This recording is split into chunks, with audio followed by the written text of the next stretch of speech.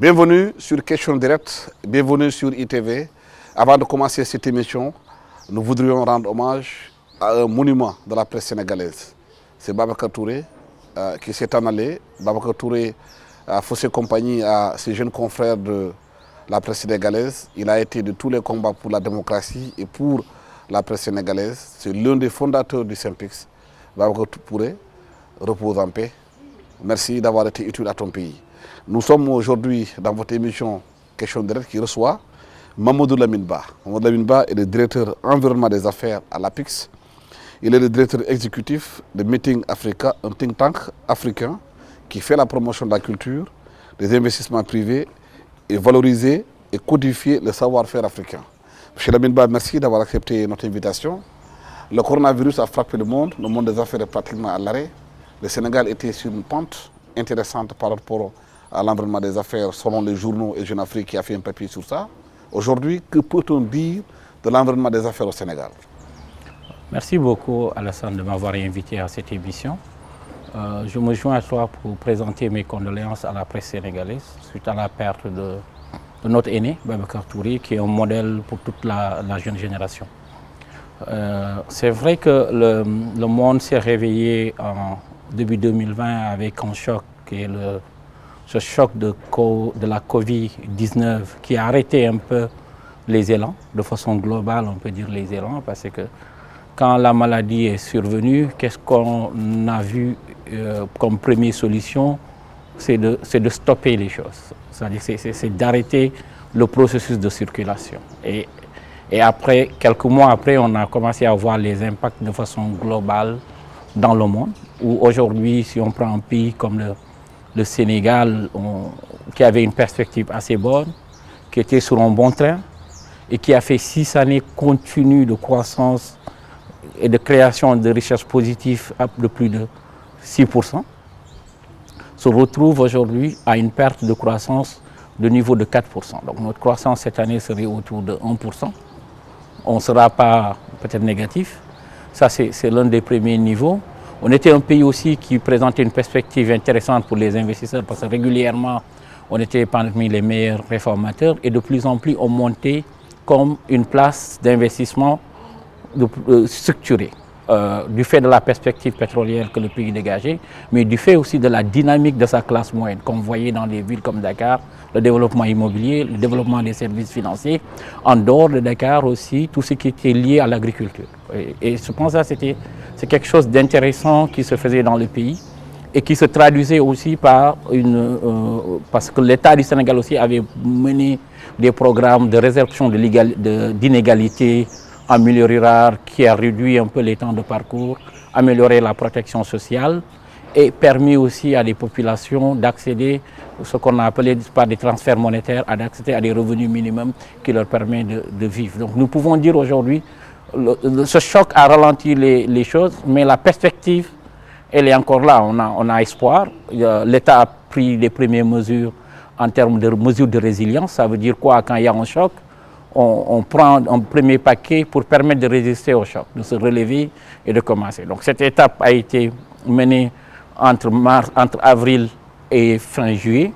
Aujourd'hui, le processus en cours est d'aller maintenant vers un programme de relance, même si je n'aime pas trop le mot relance, mais je pense sur un programme qui va permettre aujourd'hui de renforcer à la fois la résilience, mais de permettre une reprise des secteurs économiques, surtout les secteurs qui étaient dans l'élan, et soutenir et anticiper aussi pour ne pas perdre beaucoup de temps entre les délais qui nous séparent de la perspective pétrolière et les délais d'exécution de travaux. Donc voilà à peu près la première présentation. Donc l'environnement des affaires, elle va continuer à s'améliorer parce que l'avantage qu'on a eu, c'est qu'on avait anticipé assez de réformes.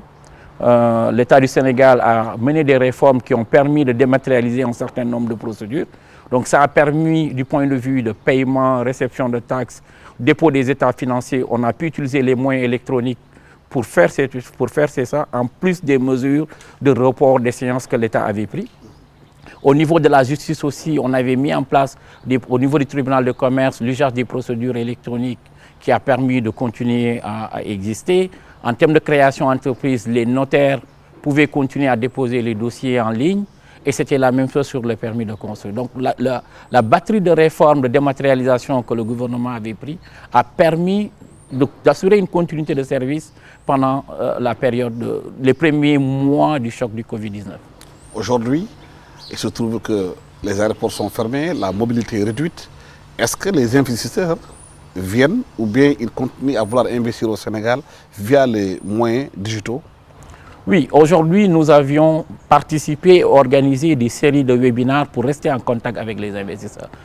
Dans la stratégie de résilience, ce qui était le plus important pour nous, c'était les investisseurs qui étaient installés déjà, qui étaient en phase d'investissement ou en phase de développement, de permettre à ces investisseurs de sentir le moins durement possible la crise. Et ça nous a permis de se réorganiser pour répondre, faire des problème solving, sortir rapidement certains conteneurs qui étaient au port pour ceux qui étaient dans des phases de fort investissement, aider par exemple le secteur horticole à pouvoir sauver la saison, surtout au niveau de la mangue, pour que les gens puissent exporter. Et il y a un travail qui a été fait à la mesure pour permettre déjà les investisseurs qui sont installés de pouvoir continuer à produire, de pouvoir continuer à travailler et de surtout, parce que continuer à travailler, ça veut dire quoi? C'est continuer à distribuer des salaires à des Sénégalais. L'investisseur, il n'est pas seulement à l'étranger, il est aussi le patron de la PME sénégalaise. Donc tout le travail qui a été, on a essayé d'être à la rescousse, de s'adapter, de surveiller et de faire de telle sorte que la crise ne puisse pas arrêter les choses. Je pense qu'il y a une enquête qui montre que c'est vrai au mois d'avril, quand on avait interrogé certaines entreprises, les gens étaient à peu près à 5 jours moyens d'arrêt programmé. Du fait que les gens sont intervenus, on a pu avoir des équipes réduites dans certains chantiers, mais on a pu aussi permettre à certaines entreprises qui étaient les entreprises de TIC, des services de la distribution et de la logistique, de continuer à fonctionner.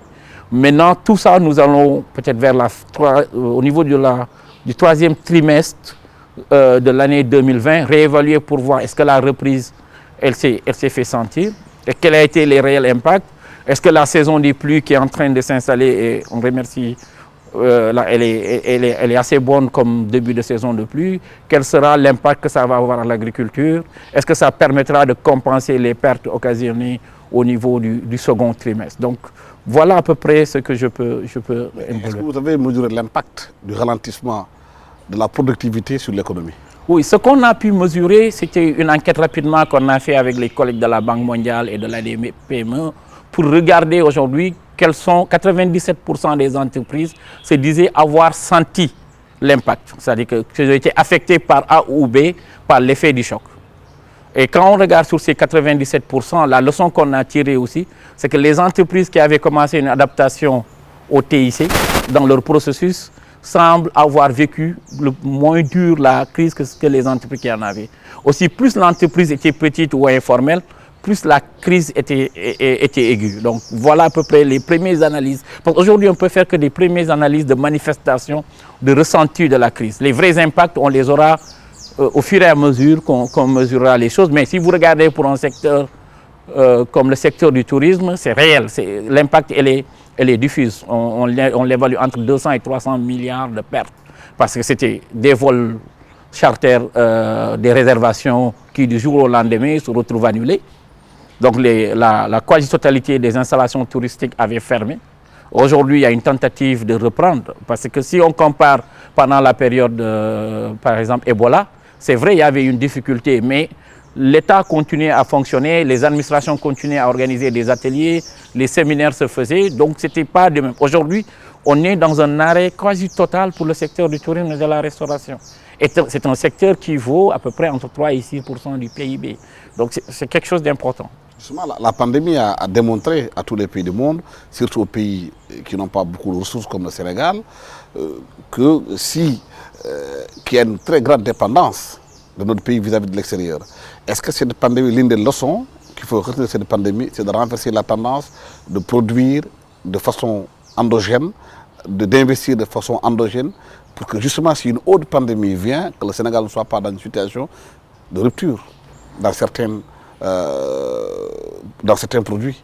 C'est vrai que cette pandémie nous enseigne ou confirme sur deux aspects. L'importance pour les États ou pour les pays d'avoir des secteurs de souveraineté. C'est-à-dire que tout ce que je mange, je dois avoir un minimum de sécurité de garantir sa production dans ce pays. Pour me soigner, je dois avoir des hôpitaux capables de me prendre en charge. Aussi, si on dépend de plus en plus du savoir-faire ou pour construire nos chantiers, quand il y a ce type de choc, nous ne pourrons pas continuer à travailler. Ça, c'est des confirmations. Je pense que si vous regardez même quand les gens travaillent sur le plan Sénégal émergent, souvent je rappelle, la vision fondamentale du développement, en dehors des questions quand les gens parlent de développement, c'est de dire comment on fait pour retrouver notre souveraineté. Et je pense que ça a permis de retravailler pour une production agricole plus forte. On n'est pas encore arrivé à régler les problèmes d'autosuffisance alimentaire, par exemple dans le riz, mais on voit qu'il y a des efforts dans des spéculations comme l'oignon, la tomate. Si on regarde aussi tout ce qui se fait dans l'aviculture, il y en a. Et aujourd'hui, peut-être la chance d'un pays comme le Sénégal, c'est de se dire que ce chantier de transformation avait démarré. Covid peut nous permettre de corriger certaines imperfections, surtout sur la première phase, et de repartir peut-être avec des choses beaucoup plus focus, si on peut utiliser le terme, mais mieux prioriser et mettre l'argent peut-être sur des secteurs sur lesquels on peut se prémunir de ce type de crise.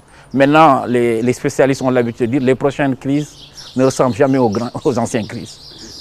Oui, mais les spécialistes disent que la pandémie a montré que le Sénégal dépend beaucoup de l'agriculture du point de vue de son alimentation, que l'État doit massivement investir dans l'agriculture et bien investir pour que demain le Sénégal ne soit pas dans une situation de cette dépendance quasi mortelle. Oui, je pense que sur notre politique agricole, si on regarde, quand j'analyse les process, les deux investissements structurants qu'on a fait, c'est les investissements de barrages qui ont permis de maîtriser l'eau.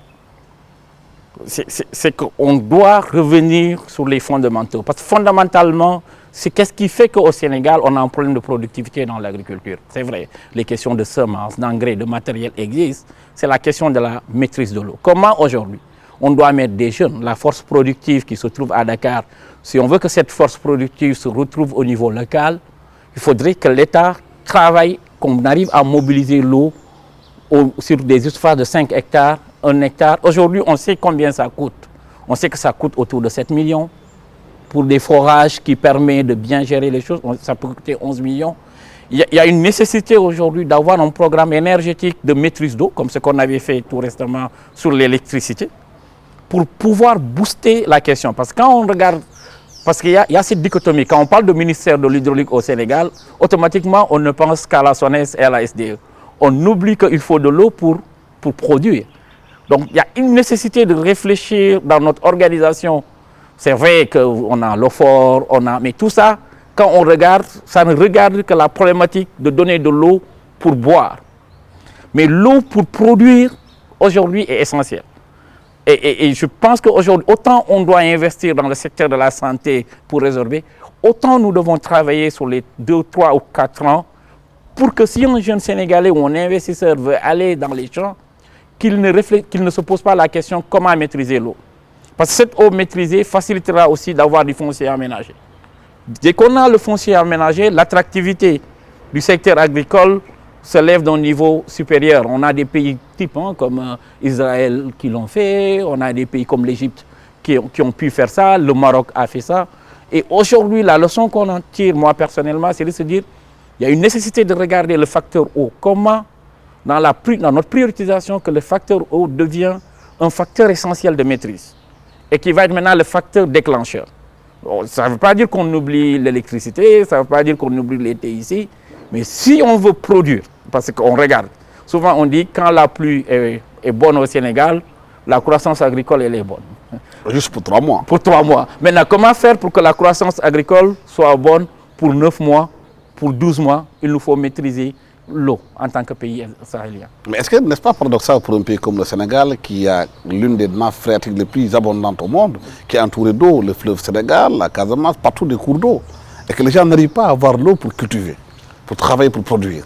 Oui, je pense qu'il y a une direction générale normalement qui était au ministère de l'eau qui s'occupe. J'ai eu là, en travaillant il y a une dizaine d'années, de travailler sur l'inventaire de notre potentiel eau. Et je pense que le potentiel eau est assez important. Mais le problème de l'eau, ce n'est pas de l'avoir qui compte. C'est de maîtriser l'eau. Et de maîtriser aussi en qualité. Aujourd'hui, pour moi, la recherche au niveau universitaire, au niveau des entreprises, surtout que cette technologie maintenant, elle est connue mondialement. Même peut-être au niveau de la promotion et investissement, on doit aller beaucoup plus pour capter cette innovation qui nous permet de maîtriser. Et je pense que ça, c'est quelque chose de paradoxal de disposer de l'eau et de ne pas pouvoir, de disposer de l'eau en abondance, de le voir en abondance, mais de ne pas pouvoir l'utiliser pour cultiver. C'est comme quand on regarde cette piscine, on voit l'eau, mais elle est bonne pour se laver. Mais est-ce qu'elle est bonne pour qu'on arrose les plantes? C'est autre chose. Il nous faut de l'eau qui permet d'arroser des plantes, qui nous permet de produire. Vous êtes à la PIX, vous gérez les investissements. Est-ce qu'avec cette pandémie, vous avez senti un regain des Sénégalais pour investir localement, de façon endogène? Est-ce qu'ils arrivent, ils se disent, c'est une opportunité de créer des entreprises, d'investir et de produire localement ce qui est fait ici? Je pense qu'il y a eu, cette question, nous l'avions senti il y a quelques années, il y a 3 ou 4 ans. On voyait que du point de vue des Sénégalais intérieurs, que des Sénégalais de la diaspora, il y avait cet intérêt de reconquête de l'investissement et de mieux se positionner. Et même à l'APIC, ça a permis de nous réorganiser pour créer un pacte diaspora, pour pouvoir capter un peu les investisseurs de la diaspora et de mettre en place des plateformes d'investissement dans les régions pour accompagner cette dynamique. Je pense que c'est encore réaffirmé parce que nous avions organisé que ce soit des webinaires, des conférences calls avec des gens qui posaient des questions pour comprendre mieux les choses. Et la volonté politique de l'État dans le plan de relance, ça sera de capitaliser dans tout ça. Il faut que toute cette énergie soit mise ensemble pour qu'on puisse booster, et que cette fois qu'on maîtrise pour la bonne foi cette initiative de produire ensemble et de consommer local. Parce que je pense que là, c'est vrai, souvent les gens parlent de consommer local. Je ne peux pas consommer local si la production nationale ou locale n'est pas adaptée à mon goût. Parce qu'il ne faut pas qu'on oublie. Et souvent, je dis aux gens, la consommation, elle est reliée à une question de goût et de mode. Et ce qui fait le goût et le mode, ce n'est pas seulement une question de sentiment. Il y a beaucoup de facteurs subjectifs. Dans quel milieu je baigne, quel est l'environnement, quelle est la publicité, l'environnement qui me chante, quels sont mes rêves. Et il faudrait qu'aujourd'hui, qu'on arrive à faire sortir des produits qui sont de normes internationales, mais fabriqués par nos entreprises au niveau local. Mais la structure de l'économie sénégalaise est une économie avec les données macroéconomiques sur les services. C'est une économie pratiquement basée sur les services. Parce que 60% du PIB occupe plus de 30% de la population active. Au niveau des services, les sous-secteurs les plus importants en 2011, c'était le commerce, les transports, les postes et télécommunications, ainsi que les services financiers. Comment justement changer cette façon de faire pour que l'économie devienne une économie beaucoup plus basée sur le tertiaire, sur l'agriculture, sur l'élevage, que sur les services. Et on sait que la plupart des services, c'est des entreprises étrangères. Oui, je pense que le service... Une sorte de croissance extrapolée, oui, qui n'est pas inclusive. Oui, je pense qu'il y a ce débat sur l'extraverti de la croissance. Il ne faut pas qu'on se trompe. Quand on parle de la branche commerce, mettons en face, c'est les importations. C'est les importations. Ça veut dire qu'on a une économie qui ne produit pas suffisamment. C'est très simple. Quand vous importez, du point de vue économique, on soustrait ça même de votre richesse. Donc ça veut dire qu'aujourd'hui, quand on a des commerçants qui sont riches, ça veut dire que ce commerce n'est pas mauvais si ce commerce était basé sur de la production locale. La problématique de notre économie, c'est que ce commerce est basé sur de la production internationale. Donc on importe, après on paye les taxes, après on se met sur la marge. Et après, si même cette importation elle n'est pas bien régulée, elle va tuer tout le petit tissu industriel qui existe du fait de la concurrence déloyale. Donc ça, c'est quelque chose aujourd'hui qu'on connaît. C'est pour cela, je pense, ces dernières années, les gens ont dit transformation structurelle. Parce que la transformation structurelle, c'est quoi d'abord? C'est rétablir les bases de la productivité, c'est-à-dire faire de telle sorte qu'il y ait une main-d'œuvre, qu'il y ait des champions qui vont sur la terre et de faire que les coûts des facteurs soient des coûts de facteurs de qualité, mais à moindre coût. Ça, je pense, c'est des choses qu'on a réussi sous certaines spéculations. Le défi maintenant, c'est comment le capitaliser et passer à l'échelle. Et le programme de relance, normalement, tel que c'est en train d'être configuré, doit prendre en charge cette question. Comment aujourd'hui on arrive à booster des champions? Comment on arrive à créer aussi un effet de production de masse? Parce que l'industrie n'est plus maintenant comme ce que les gens pensent, input-output. Si on arrive à faire de bonnes mangues, on arrive à bien les paqueter, ça peut amener une valeur ajoutée supérieure à une mangue qu'on épulse, qu'on transforme, qu'on met dans du jus. Et le marché de mangue, par exemple, non transformé, est plus rémunérateur que le marché du jus de fruits, et même du point de vue de la santé. Donc, il faudrait souvent, quand je parle avec les collègues, quand on parle aujourd'hui d'industrie, il ne faut pas forcément voir l'usine. C'est plus une question d'organisation, de production de masse, mais normée. Vous êtes spécialiste de l'économie industrielle. Si on regarde bien, tout est concentré pratiquement à Dakar et à Thiès. Quand on regarde les autres régions du pays, c'est un grand vide.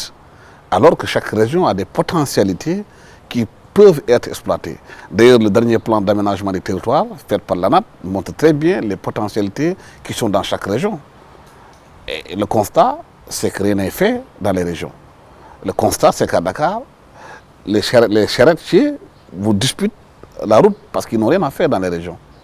Ils sont tous ici à Dakar. Je pense que c'est normal. On ne peut pas en vouloir nos compatriotes charretiers ou laveurs de voitures. Non, c'est montrer que s'ils avaient du travail dans les régions, ils ne seraient pas venus. Le salaire qu'ils reçoivent en lavant les voitures ou en conduisant une charrette à Dakar est supérieur à un charretier s'il travaille, à un cultivateur s'il travaille pendant 3 mois sur la terre. Peut-être si on avait investi, ils ne seraient pas venus. Je pense qu'il faut qu'on investisse. Et il y a ce travail de fond peut-être à faire du côté secteur public sur les infrastructures. Il y a tout un débat que je pense qu'aujourd'hui, ce qui le montre aujourd'hui, si l'État anticipe et met des infrastructures, on voit automatiquement qu'il y a une attractivité retrouvée. Aujourd'hui, si on regarde toute la zone qui est autour de Kermoussa, toute la zone qui est autour de Mbane, toute la zone qui est autour de Sodagri dans le Vélingara, on voit l'effet inverse de retour. C'est-à-dire que les populations partent travailler parce qu'il y a des routes, parce qu'il y a une maîtrise d'eau. Je pense que le procès, parfois, il est rapidement fait. Alors qu'aujourd'hui, c'est vrai, on continue parfois à surinvestir sur Dakar. Et on n'investit pas dans les zones. Et après, on revient rapidement. Souvent, je dis, regardons le budget de l'État. La partie publique, si l'État fait 80 dans la zone Cap-Vert, anciennement, il ne faut pas s'attendre que le privé aille mettre 80 dans les régions. C'est un effet complémentaire. L'État doit donner le signal. C'est à l'État de donner le signal. Je pense qu'il y a des corrections qui sont en cours, qui ont déparé avec les programmes de Puma, par exemple, Puma, PPDC et PUDC, qui ont commencé sur l'aspect milieu rural. Maintenant, il faudrait qu'on réorganise plus ça sur des infrastructures économiques, qui vont être des infrastructures économiques. Je pense qu'au niveau de l'APIX, on vient de l'anticiper avec les zones économiques dédiées, mais qui vont être plus du point de vue des zones dédiées qui permettent de dérisquer pour l'investisseur tout ce qui est connectivité, tout ce qui est foncier, et qui permet à l'investisseur, si l'investisseur est dans cet espace, pourra faire tranquillement son travail, sans avoir besoin de sortir de cet espace. Et dans les régions, vous allez développer des pôles comme celui de Diamniadio? L'idée, c'est ça. Et aujourd'hui, il y a déjà sur Sandiara quelque chose qui est déjà opérationnel. Il y a une réflexion autour de Saint-Louis sur la question. Une réflexion est en cours, mais ça, c'est déjà même en pratique, c'est les agropoles qui vont permettre de disposer des ressources, que ce soit au nord, au centre et au sud. Et c'est comme ça que l'effet inverse qu'on va le voir. Parce que si je suis investisseur, on m'amène dans ma zone de séjour natal, malgré qu'il y ait de l'eau, qu'il y ait tout. Si je produis il n'y a pas un moyen qui permet ma production de venir vers les centres d'achat, je vais hésiter par 2 fois avant de le faire. Maintenant, si, voilà, il faut que les gens comprennent. La question du marché, elle est là. C'est comment, moi, le vendeur ou l'investisseur regardera quel est le coût additionnel s'il produit entre là où il produit et là où il est censé vendre. Ouais. Lamine Ba, merci d'avoir été avec nous sur ce plateau de questions directes. Je rappelle que vous êtes le directeur environnement des affaires à l'APIX. Vous êtes directeur exécutif du Meeting Africa, un think tank africain qui fait la promotion de la culture, de l'investissement privé, de valoriser et de codifier le savoir-faire africain. Merci d'avoir été avec nous sur ce plateau de ITV avec Questions Directes. Encore une fois, nous rendons hommage à M. Babacar Touré. Nous lui dédions cette émission et à tous les confrères qui sont éplorés par sa disparition.